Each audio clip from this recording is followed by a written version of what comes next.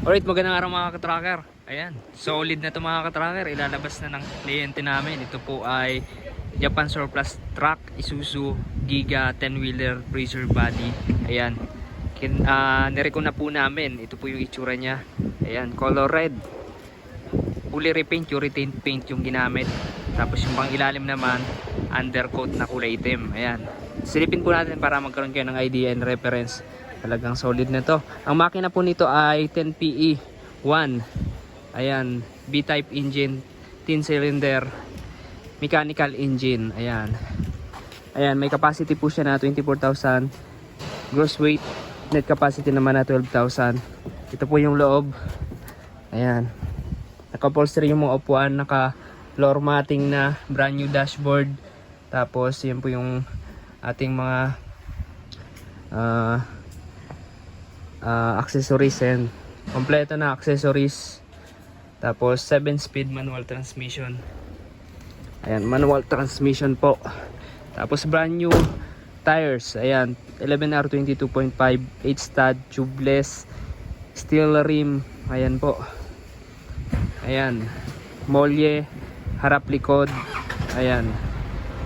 So, yan mga katracker, talagang solid. Brand new battery, 2D, 24 volts, stainless, running guard. Tapos ito yung body na freezer van, 32 feet ang haba, may side door. Ayan, complete electrical lights and accessories po yan. Makikita nyo, dalawa yung fuel tank na malalaki. Ayan, stainless po yung railing, and then tapaludo, naka center bogie type lip spring suspension, original po yan. Ayan, yung gulong natin brand new. Depende po kung gusto nyong surplus lang, yun yung dating nakakabit yung nakalagay. Pero kung gusto nyo ng brand new, palitan po natin ng brand new. Ayan, nagawa rin po kami ng running guard dito sa likod kasi wala to dati. Ayan, 3 layers din, tubular. Tapos toolbox. Ayan, M4 type clearance light po yung mga nakakabit dito. And then stainless yung frame, saka door lock ng freezer van natin. Ayan, customize yung tail light.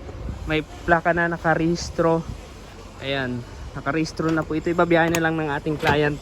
I-release po ngayong araw, kaya ayan, naka-ready na, nandito na sa tapat ng gate. Ayan, aluminum flooring. Tapos malinis yung interior nito. Ayan, malinis yung interior niya. Ayan, aluminum stepboard din. Ayan, magaganda yung lock ng pinto, stainless, hindi mabubulok. Ayan o, diba, solid yan. Maganda yung pagkapintura niya. Ayan, yung reserva, yung battery ng sub-engine, naka sub-engine po ito. Ayan, diba, solid mga katracker oh. Tapos yung sub-engine niya, yung system sa freezer van, Mitsubishi TU73DZ. Ayan, malamig. Ayan po yung suraw, diba, sariwa. Dito mga katracker, solid talaga, gawa ng Calipil Marketing Corporation. Dito po kami matatagpuan sa Barangay Mambugdos, Bacoor, Cavite. Calipil Marketing Corporation. Kung naghanap po kayo ng Japan Surplus Truck, punta lamang po kayo dito bukas ng Monday to Saturday, 8 AM to 5 PM for viewing ng unit. Ayan, diba, ilalabas na po ngayong hapon. Ayan, solid na mga katracker. So, ayan, kung gusto po mag-inquire, mag-message lamang po sa ating FB page, Tracker Moto PH, and paki-subscribe na rin tong YouTube channel natin, Tracker Moto. Ayan, di ba? Paki-like po kung nagustuhan niyo tong video na to. Di ba? Pogi na yan, oh. Complete standard electrical lights and accessories po yan, oh. Dito po, nire-recon namin.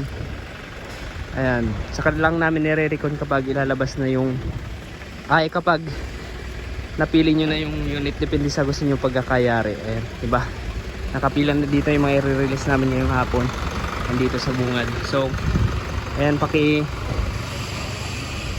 subscribe na po yung ating YouTube channel. Ayan, punta lamang po kayo dito, and then yan, meron po kami surplus 4-wheeler to 12-wheeler, iba't ibang klase ng body. Ayan, so maraming salamat, God bless, bye bye.